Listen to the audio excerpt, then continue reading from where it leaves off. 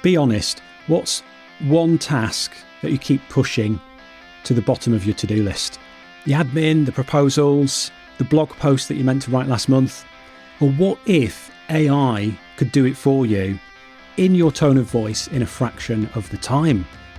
In this episode, we're exploring how to teach AI to do your least favourite tasks. You'll learn how to spot the tasks AI can do better than you, a simple framework to decide what to automate and what to keep human, plus how to train AI to sound like you, not like a robot.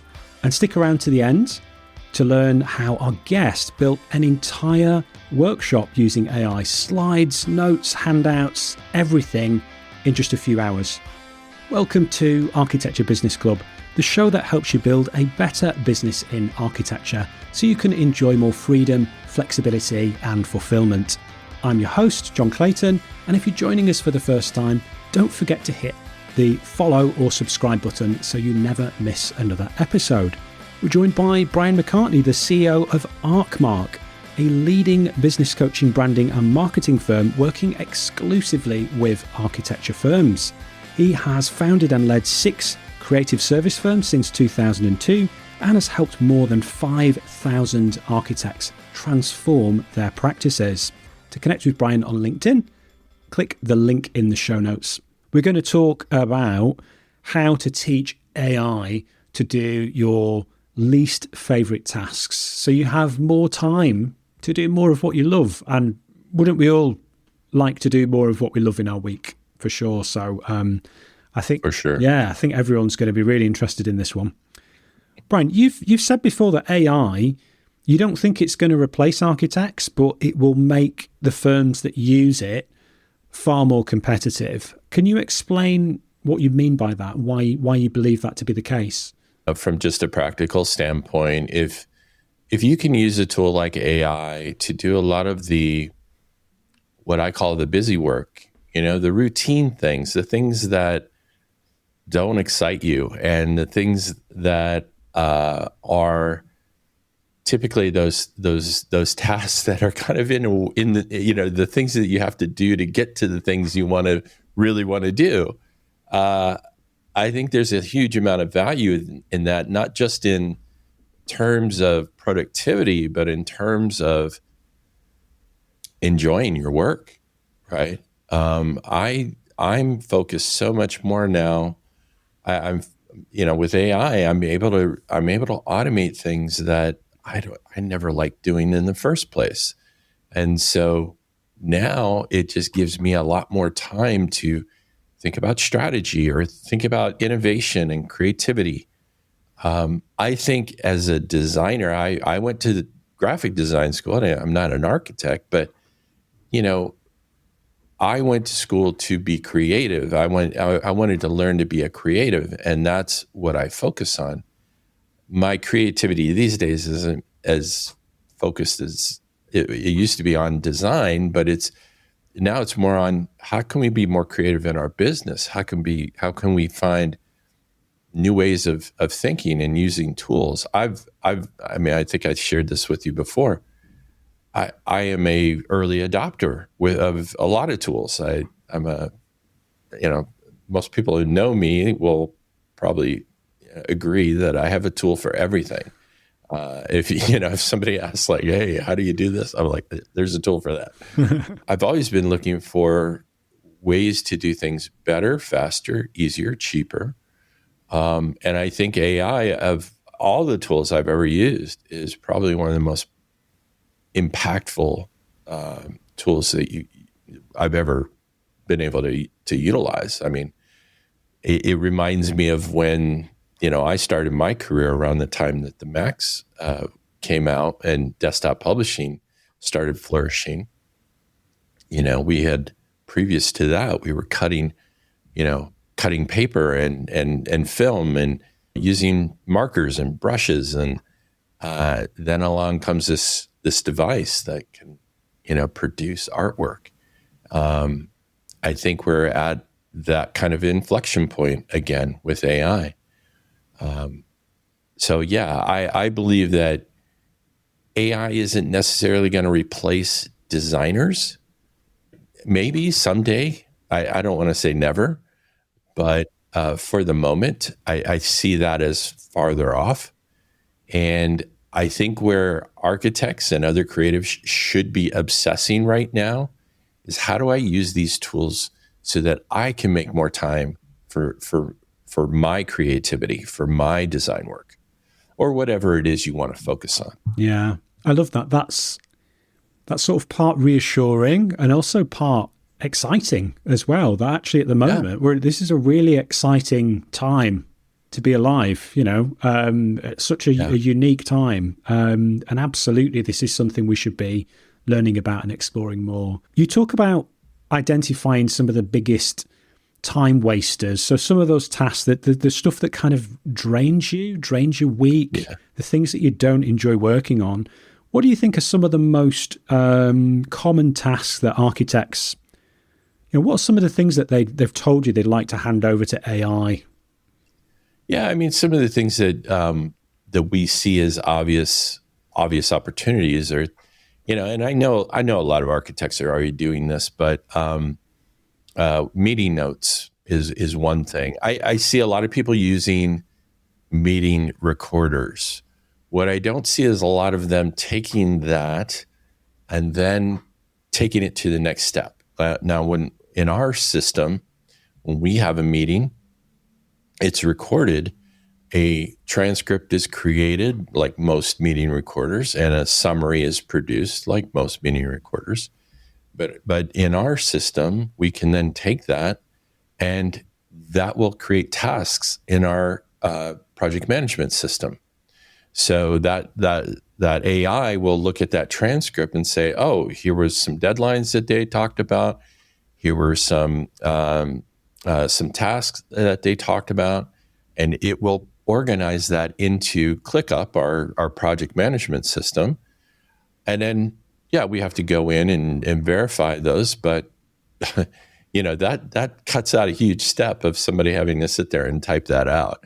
Another place that I see is with email responses, right? A lot of us are writing our emails from scratch every time. I mean, I got in the habit years ago of saving some templates that I reuse over and over again. Like when people ask me for references, or when people ask me, do you have a list of websites that you've designed that I can look at? Yeah, I do. It's a template, and I just call it up and I personalize it. Well, that now I can have AI actually find that email that's requesting those references. It will, personalize that email and send that response for me without me having to do anything. That's so cool. So that's a huge time saver for me. And I'm sure it would be for a lot of architects too, because our architects get contacted all the time. Hey, can you show me some of your projects? Can you show me some, do you have references or people that you've worked with? These things are those are the things that you get them regularly, but not so often where it's oh yeah, I'm just grab this and send this. So having AI to be able to do stuff like that, or, RFIs even, there's so many repeatable tasks that I think architects just do every day that, if you really sat down and just took an inventory, for maybe a couple of weeks and started listing out these things, I think we'll talk about the framework as well. But, really understanding where your time is going is so important. And as these tools become more used, your competitors are going to be using them too. So the sooner you get ahead of this and sooner you start adopting these things, the better off you're going to be. That's what it's going to come down to, is that it won't be the AI that replaces you. It'll be the people using it. So yeah. I think for the vast majority of architects and service-based business owners generally, I guess that there's a huge proportion of their time each week that it's not spent doing what's traditionally thought of as the work, like the kind of thing that they were originally trained to do and that they did maybe when they worked for another practice, like designing buildings. there's a huge proportion of time, particularly for the sole practitioners, where they're doing all this other stuff. You say, like, there's all this admin and emails, and a lot of it is repeating processes. So there is even there's things like research, like, oh, I need to do code research, or I need to review the code, right? You can upload that code into a tool like Notebook LM, which doesn't, search the web. It only works with the information you give it. You can cut that time down to nothing. It's simple. It's a simple request in chat to get the information you need. I think there's just ways of thinking beyond, and I think too, it's, what I see is a lot of people getting stuck with ChatGPT, like thinking that's the end all be all. It's not. There's so many other tools that you can employ that are many times free or just better tools. To be honest. For sure. I think ChatGPT is probably the one that most people have heard of, and it's a good kind of like generalist AI to maybe test out and try. But as you say, there's far better tools for specific tasks. Absolutely, for sure. You've developed a framework. Let's have a chat about that. This is called the Teach framework, and this is to help people figure out what to automate. Could you briefly break that down for us and just sort of walk us through each of those steps in that framework? I did a workshop for CRAN, which is the Custom Residential Architects Network from the AIA here in the U.S. So they had their national symposium in Virginia. I guess it was about a month ago, and I led a workshop on how to teach AI to do the least favorite task. That was the exact name of it. And so so there was a framework that I introduced there that we've kind of moved forward a little bit, and the framework is called Teach, and it stands for task clarity. So first you have to understand, like, hey, can I describe exactly what done looks like for this task, right? What's the end goal of it? Then you have, so then the next checkbox is expertise required. So does it truly need my unique skills or expertise? If the answer is no, it might be a good candidate for AI. Then you have articulation. Can you explain the steps or the rules or the process for the task in about 10 minutes, right?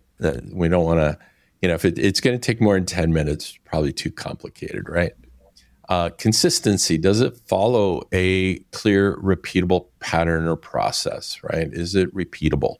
If it's something where you're constantly having to make judgments and, different decision-making, it's probably going to be too complicated.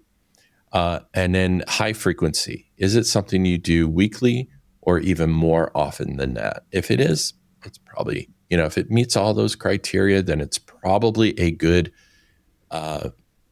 task to think about automating or using AI to help you with, for sure. That's really helpful, and makes it really simple then, that if we do a task audit, we have a task that we have to do in front of us on our to-do list, we can use that framework to figure out very quickly, we can figure out, is it worth me using AI for this? Is it going to save me time if I use AI? Because if it doesn't meet all those criteria, like if it takes so long to explain to the AI what to do, or if it's something that you also mentioned about it being high frequency.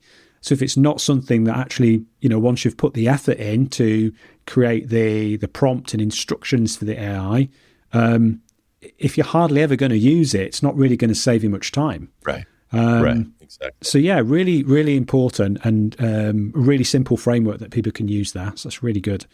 You mentioned about your workshop. Now, in your workshop, you talked about the idea of treating AI a little bit like a summer intern. So it's not like a sort of magic bullet or magic solution. Can you explain a little bit more about your thoughts on that? Yeah, the reason I like this analogy and comparison is because I find that a lot of people, when they use AI, they are going into it like they have this expectation, like it's going to just magically solve everything for them. And it's like, poof, it's like, their wish is come true. Like it's a genie in a bottle. It isn't. It is a tool. And when you think of it like an intern, imagine you just hired an intern and you brought them in your office and you're like, hey, I need to give you some work, right? What are you going to do? Are you just going to say, here, do this? No, you're not. You're going to say, okay, here's what I need you to do. I'm going to give you a set of instructions on how to do this. You're going to go away. You're going to do it. I'll probably give you some additional information, maybe some background information, things like that. Explain, what we call the context. And then what we need to do, you need to go attempt to do this task.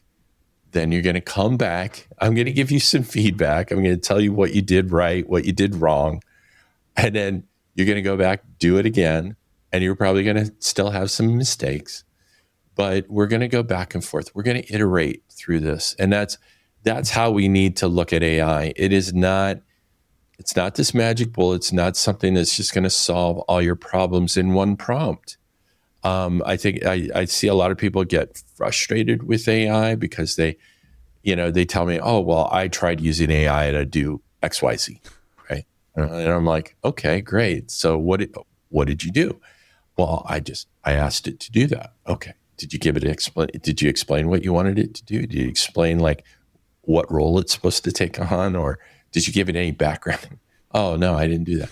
Okay, well, that's why you're frustrated, because you didn't take the time to actually give it the information that it needed. It doesn't have all your context, all your experience, all your knowledge. And I think the other point about this too is that what I see a lot of people trying to do is to use AI for things that they don't know how to do themselves. Yeah. How are you going to explain it if you don't know how to do it, right? How do you know what good looks like with the output you get back if you don't understand what you're reading or receiving? Yeah, exactly. I mean, you're not going to solve nuclear fusion using AI. I'm just, if you're not a nuclear scientist, I'm sorry, it's just not going to work. That's so true. Yeah, I just think I think, and I also think slowing down, right? just being a little bit more accepting of the fact that there's a back and forth between you and the tool. I know that it talks, it sounds like it's almost human, and but it's just a language model. It's not. It's predicting things. That's how it works. Sometimes you just have to slow down and, look at your own thought process behind it too, right? It's one of those things. I have fallen into this trap myself where I'm like, why isn't it doing what I want it to do? And often I realize it's because, well, I didn't do the things that I was supposed to do. Yeah, right? You didn't. Garbage out, Yeah, well, that's it. You can then look back at your original prompt and go, okay, I didn't say specifically to do it this way, or I didn't say not to do it that way. I think there's a lot of parallels with using AI and outsourcing as well. If you think about where architecture firms might outsource some of their work, and I think if you've not done outsourcing before, there is this expectation that you're just going to send it off to somebody. Here you go. There's some drawings. This is the building. Like, just do all of the detailing for us. Just like draw all this stuff. And there's an expectation that it's going to come back often and it's going to be like perfect or near perfect.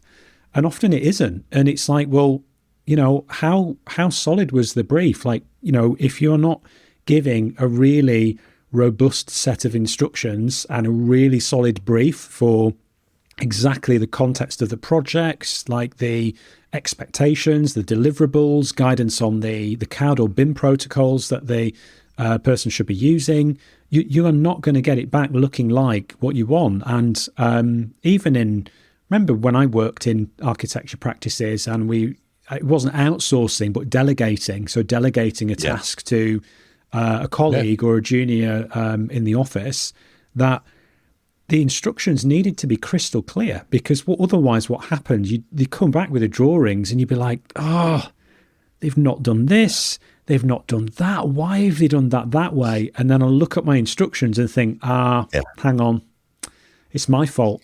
Now, there's another side to that, right? With AI, is that if you give it too much information, it's also maybe not going to perform as well.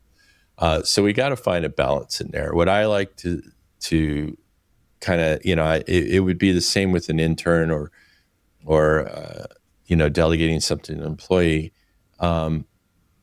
Instruct on the result that you want rather than the method that you want it done. Right? Look for giving the advice instructions on what the expectations are and what the parameters are for the end result, rather than, do this step, do this, because a lot of times you'll find it finds a different way to think about things, and you end up with much better results if you don't dictate all of the steps in between. Yeah, that's a great tip. You also have a simple 5-step formula that we can use for writing a really great AI prompt. Can you run us through that and share how that works? Yeah, it's really simple. I mean, and it's not anything that I created. It's something I've just learned over the time. First, you have to define a clear role. So what role is the AI going to perform? Next, you have to be clear about the task that you want it to do. What's the task that you're asking it to do? What's the expectation that you have? Next is the context. What information will it need to complete that task?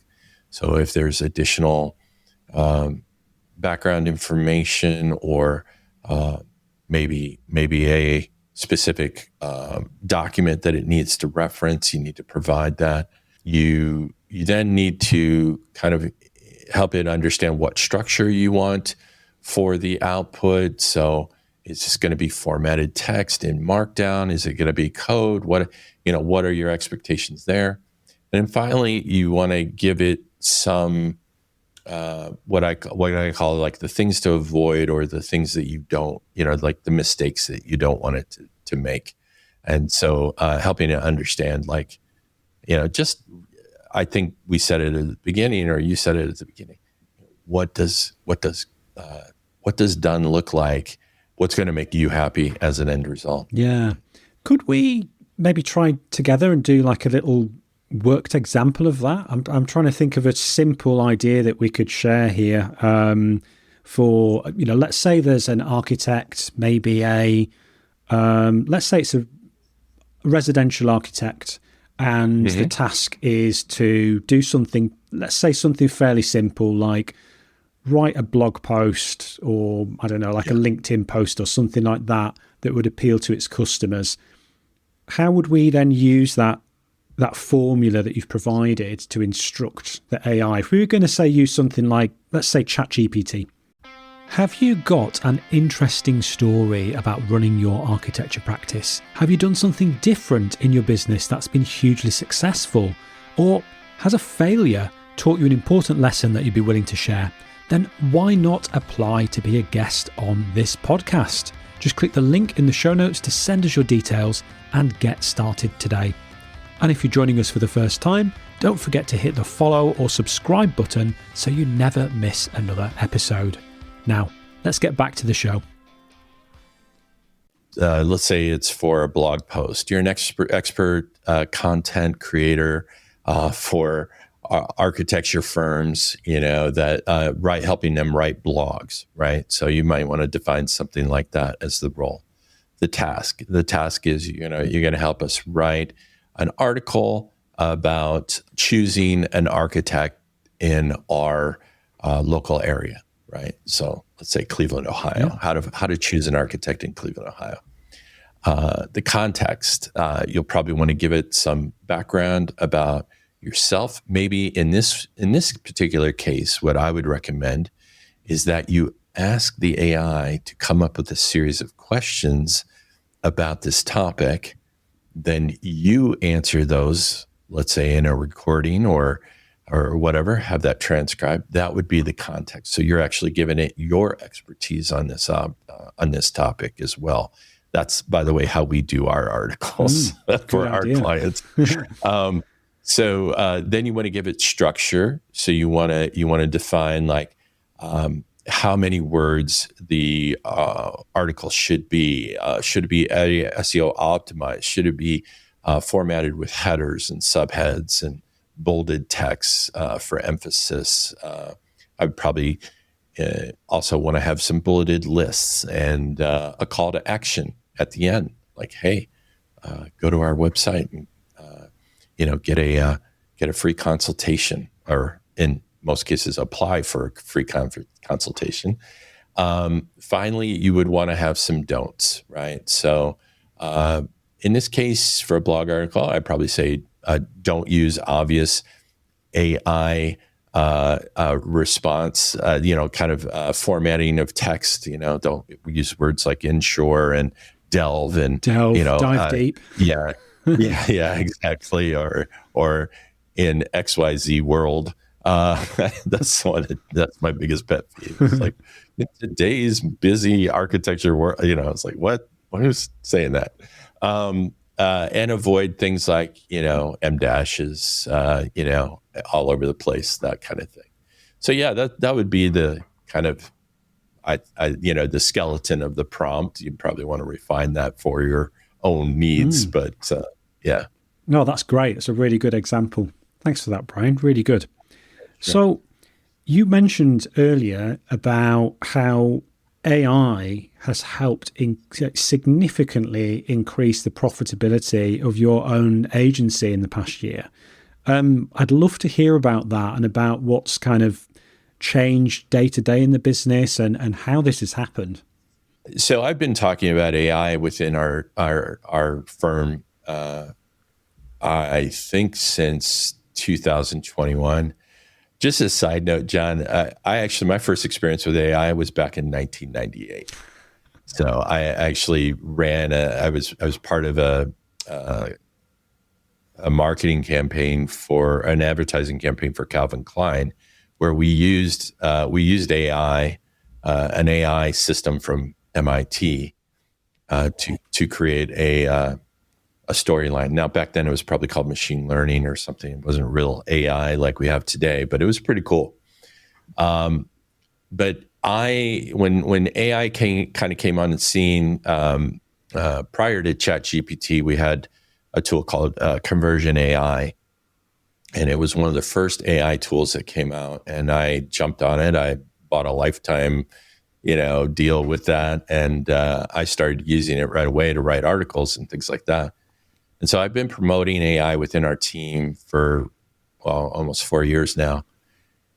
And last year, we've been using AI to write articles for the last couple of years. But last year I told my team, I said, hey, I want everybody to, start thinking about how we can use AI more deeply in our day-to-day business. What other tasks can we use AI for? In my own case, just to give you some examples of how I'm using it, it used to be that when we onboarded a client, we would go through a pretty intense process. Like it was exhausting for me, because I would be spending like 3 weeks, going through like transcripts from all these calls and trying to synthesize a lot of information all at once into like some sort of report, right? Now what I do is I record those calls. I'm very engaged on the calls. I ask better questions on the calls because I'm not writing notes. I'm actually talking and having conversations like we are right now.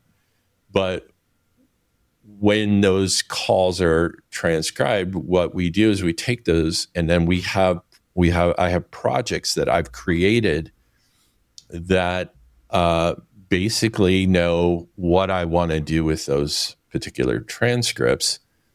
And it will synthesize that information, draw out the information I need, and it will create basically an outline of what we call it. That we go through two major workshops in our onboarding. One is called our brand build, and the other is called our clear story. Brand build is about understanding the firm. Clear story is about understanding their ideal client. And so I'll use these projects to basically take the information I've gathered from the client, and now that project will then synthesize that for me. It'll extract all their great answers and create an outline for me. And then what I do is I take those outlines and I use a tool called Gamma. Gamma is a AI-powered presentation tool, and I will basically copy that outline into Gamma, and it will create the presentation for me. And so what used to take me 3 weeks now takes me about 4 hours. So it's very, and sometimes I'm getting quicker at it. So I'm getting that time down quite there's a lot of, I got to read it all and whatever. So that's probably there's always going to be a review stage, but just to be able to do all that in that amount of time, it's so much more efficient. And quite honestly, it's better because a lot of times the language model will pick up on things that I might miss, or I might go through a transcript and just like, I'm only human, right? So it might be something subtle that it picks up on that ends up being really helpful later on. And so once we have those documents, then we can create any kind of content for that client. That's the basis of their messaging. So websites, taglines, anything we want can now be created. Social media, blog posts, all that stuff. So it's a huge time saver. And yeah, it's enabled us to increase our profitability we were at 21% a year ago. We're at 50% right now. Wow. So that's amazing. Yeah. Very, very cool. Yeah. Yeah. It's pretty awesome. I'm really happy about it. I bet. Absolutely. Yeah. I'd be happy too. Yeah.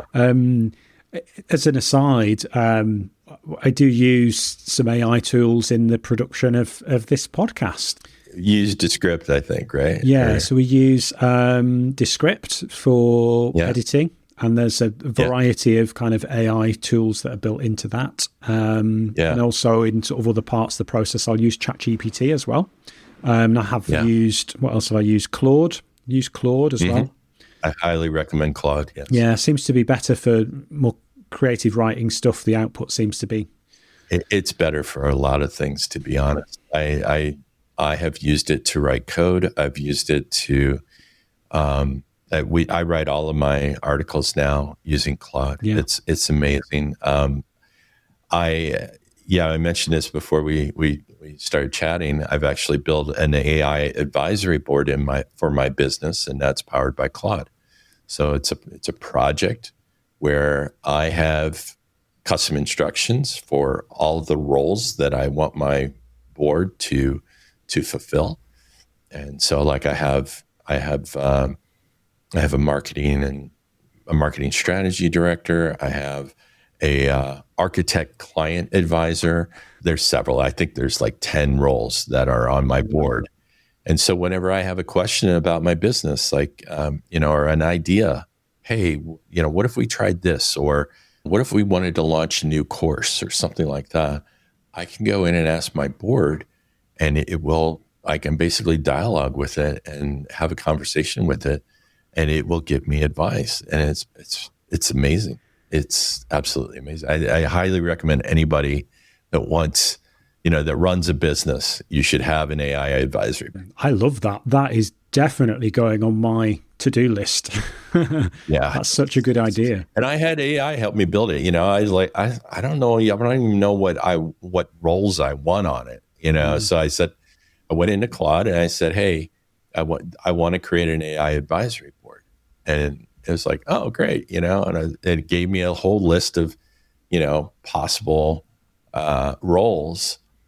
And then I was going through them and I was like, well, wait a minute, I don't think I need this one, but it gave me other ideas. I started thinking about it and I was like, oh, wait a minute, there's a couple missing here. And I said, and it was like, oh, those are great. So it's like, so we ended up settling in on a few different roles. And then what I did was I said, okay, this is great. Here's my list of the roles that I want on this board.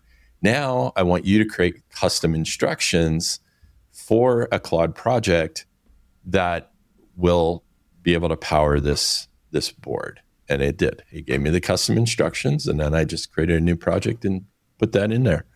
And now I'm putting other things in there, like more information about our business. And that's so cool. Really, such a great idea. Cool.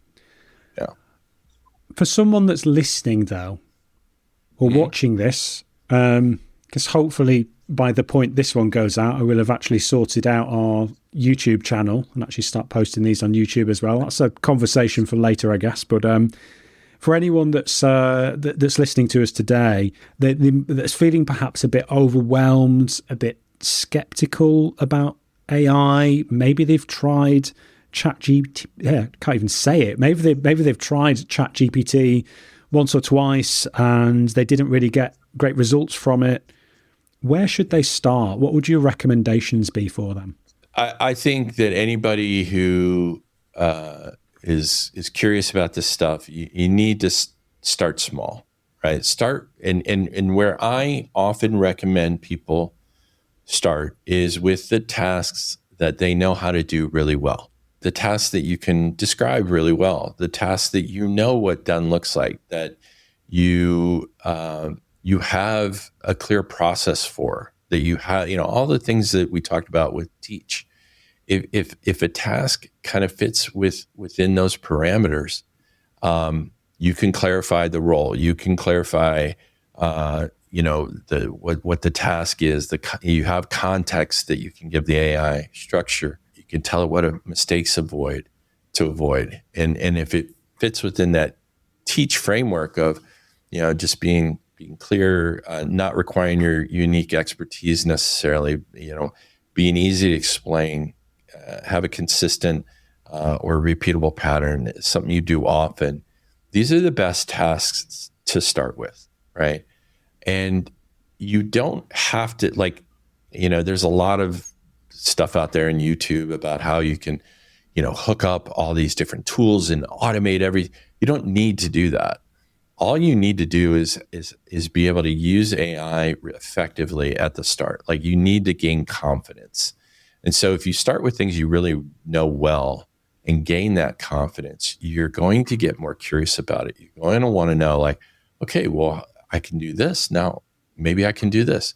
It just, allow yourself the time and the grace to make mistakes and, screw up sometimes, and realize you're not going to get results 100% all the time that you like.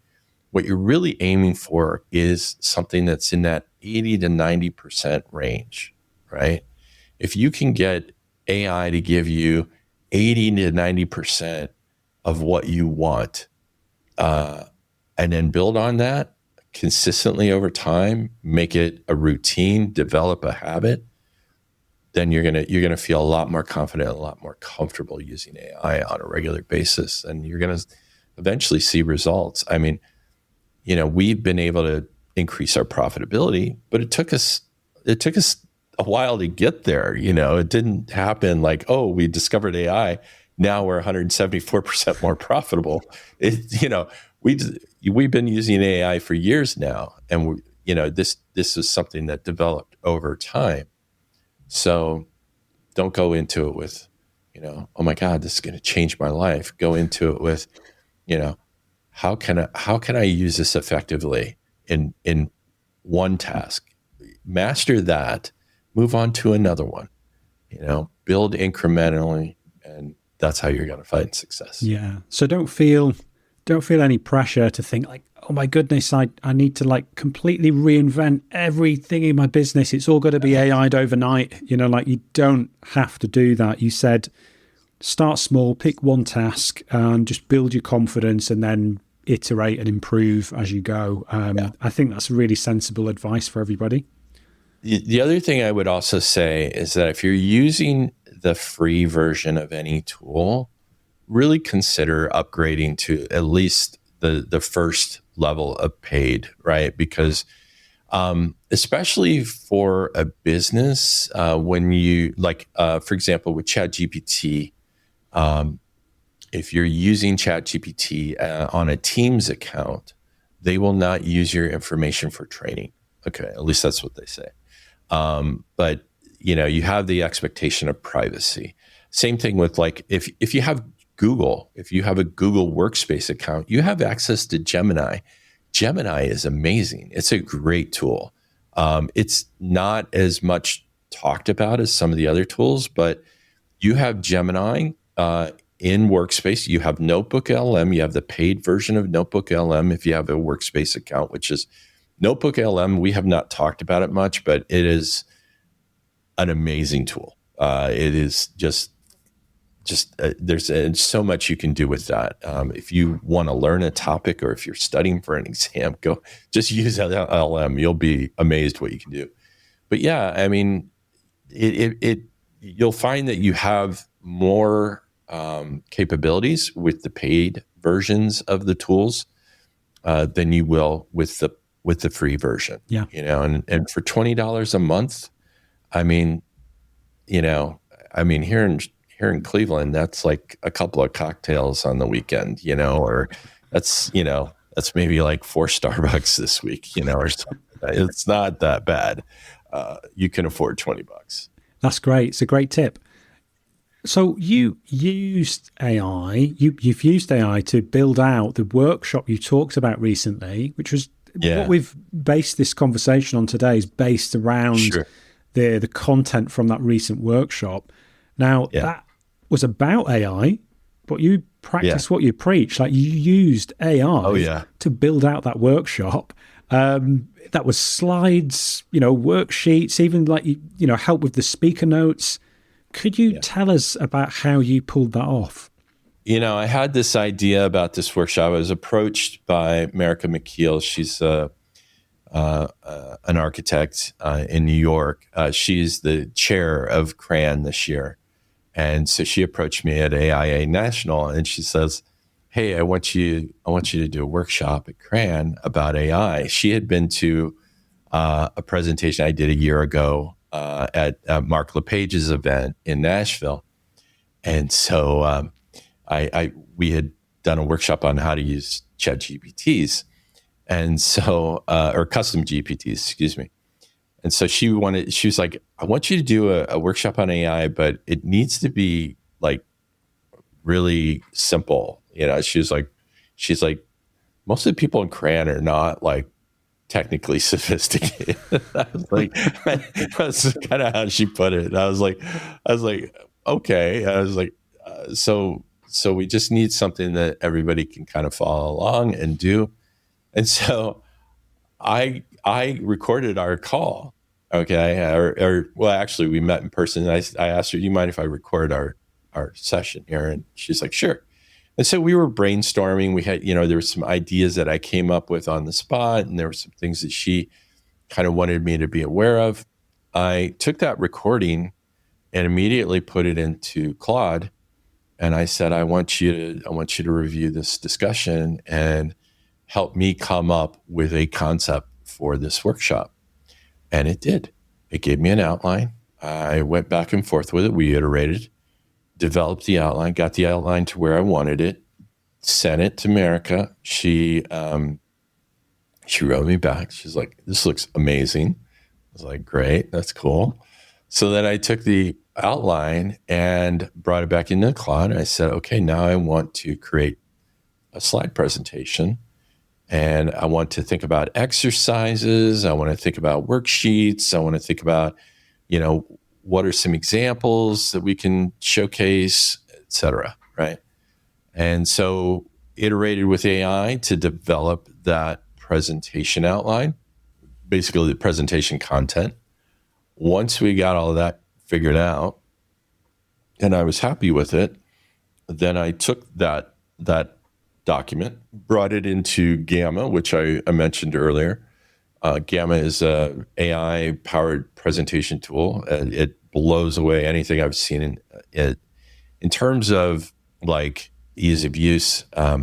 So much easier than PowerPoint or Google Slides, and it basically designs your presentation. Like I now have I have a theme that I've designed in Gamma. So it has our fonts, it has our styles and colors, it has our logo.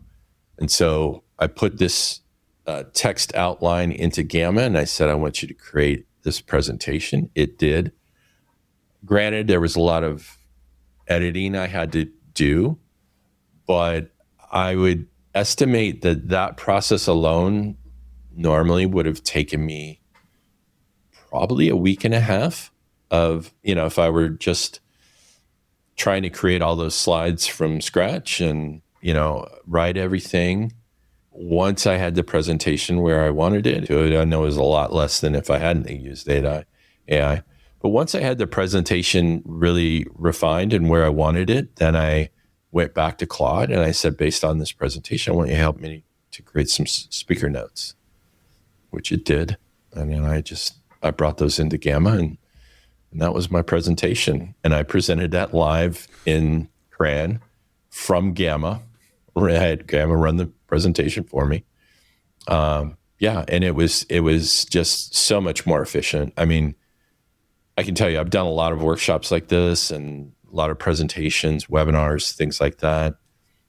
It's so much easier with AI. That sounds like a huge time saver. Yeah, it's huge. Absolutely. Huge. So we need to start wrapping things up now, Bryon. So we've covered quite a lot here, shared some really great examples for everyone. But what would be the main thing that you'd like everyone to take away from our conversation? Yeah, I think it just goes back to what we were talking about. Start simple. Don't look at AI like this. I think a lot of people have different opinions about what AI is and what it's going to do and how it's going to affect us. I don't think those fears are unwarranted in any way. I'm sure, someday AI may be, we may all be running for our lives. I don't know. I don't think we're going to see that in our lifetime. But what I would say is that these tools are here. They're meant to be used to improve our lives, right? And so if you look at it that way, I think there's more of a glass half full mentality of how do I actually employ this? How do I get ahead of the curve? I've been to several events in the last month where people have been asked, rooms full of people, 300 people in a room, how many of you are integrating AI in your business? And maybe 20 people out of 300 raise their hand. Now, you ask them if they're using GPT or ChatGPT or some other chat. Yeah, most of the room raises their hand. But are they actually integrating and implementing AI in their business? Very, very few. I've seen that I was just at MayCon, the Marketing AI conference last week, which is, basically a lot of brands, big brand companies, enterprise companies, and then a lot of agencies, a lot of big agencies. And to see that few people say we're integrating AI, I was shocked. Yeah. I was shocked. Yeah. Get ahead of this stuff. Don't just wait for it to suddenly settle down, because it is not going to settle down. I'm going to tell you that right now. It hasn't settled down since ChatGPT was launched, and I don't see anything slowing this down. It's only going to get more widely used and pervasive. It's not going away. And if you're not figuring out how to integrate it into your business, into your life, my wife uses it for everything. She uses it to plan our meals.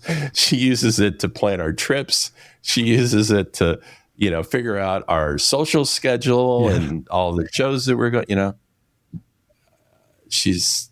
So figure out how to use it somewhere in your life to improve your life. Right.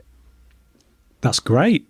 Thanks for sharing that. Some great suggestions. Was there anything else you wanted to add that we haven't already covered about AI? We've covered quite a lot. I think so. I mean, I think we covered everything we wanted to cover today. This is a really good conversation. I know we went a bit over time here, but I think I hope people will get something out of this. And if you're what I call an AI skeptic, or you're just AI curious, use that curiosity, use that skepticism to see if you can find something useful to do with AI, right? Prove yourself wrong if you're a skeptic, and fulfill your dream if you're curious of finding something that you can replace with AI, right? Not replace, but improve. Bryon, thank you so much for returning to the show and being a guest, sharing your expertise. This has been really, really interesting, really helpful. Just to remind everybody, where's the best place to connect with you online? Yeah, you can either go to our website, archmark.co.co, so archmark.co, or connect with me on LinkedIn. Bryon McCartney, Bryon. I like to say Bryon with a yo. So you can connect with me on LinkedIn. Those are the best places to reach me. Thanks so much for listening to this episode of Architecture Business Club. If you liked this episode, think other people might enjoy it, or just want to show your support for the show, then please leave a 5-star review or rating wherever you listen to podcasts. It would mean so much to me, and it makes it easier for new listeners to discover the show. And if you haven't done so already, don't forget to hit the follow or subscribe button so you never miss another episode. And if you'd like to connect with me online, you can do that on most social media platforms. Just search for @Mr. Jon Clayton. The best place to connect with me online is LinkedIn, and you can find a link to my profile in the show notes. Remember, running your architecture business doesn't have to be hard, and you don't need to do it alone. This is Architecture Business Club,